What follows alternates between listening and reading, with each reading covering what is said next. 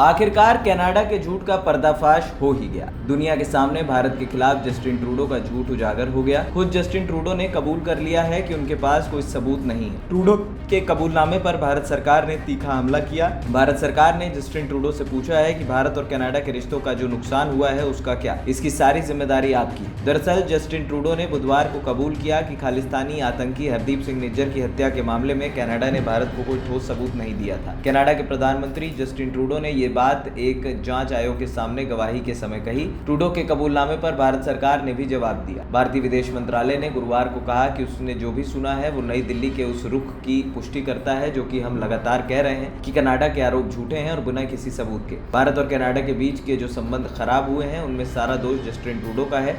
विदेश मंत्रालय के प्रवक्ता अरिंदम बागची ने कहा कि आज हमने जो भी सुना वो उसकी ही पुष्टि करता है जो हम लगातार कहते आ रहे हैं। कनाडा ने भारत और भारतीय राजनयिकों पर लगाए गए गंभीर आरोपों के समर्थन में हमें कोई सबूत नहीं दिया। इस लापरवाही भरे बर्ताव से भारत कनाडा संबंधों को जो नुकसान हुआ है उसकी जिम्मेदारी सिर्फ और सिर्फ कनाडाई प्रधानमंत्री जस्टिन ट्रूडो की है।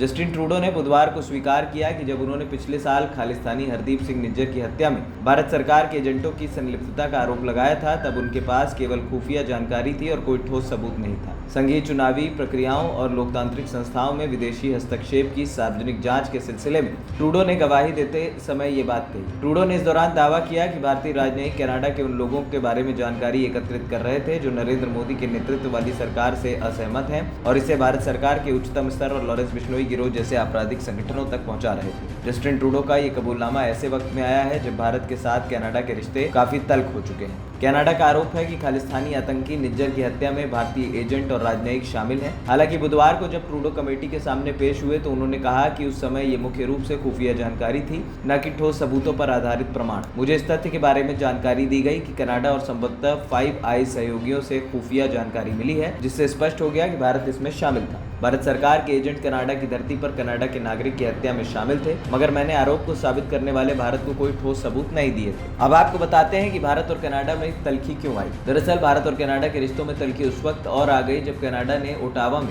भारतीय राजनयिकों को निज्जर हत्याकांड में पर्सन ऑफ इंटरेस्ट कहा और उस पर पिछले सितंबर में हरदीप सिंह निज्जर की हत्या में शामिल होने का आरोप लगाया। पिछले साल जस्टिन ट्रूडो ने भी यही आरोप लगाया था। हालांकि जस्टिन ट्रूडो के कबूलनामे से पहले ही आतंकी पन्नू ने सच उगल दिया था। खालिस्तानी आतंकी गुरपतवंत सिंह पन्नू ने साफ कहा कि सिख फॉर जस्टिस ने कनाडा के प्रधानमंत्री जस्टिन ट्रूडो को भारत के खिलाफ सबूत दिए। बहरहाल कनाडा भले ही ये आरोप लगा रहा है कि आतंकी हरदीप सिंह निज्जर की हत्या में भारत का हाथ है, मगर भारत ने इसे बेतुका बताया है। ANP टाइम्स की रिपोर्ट।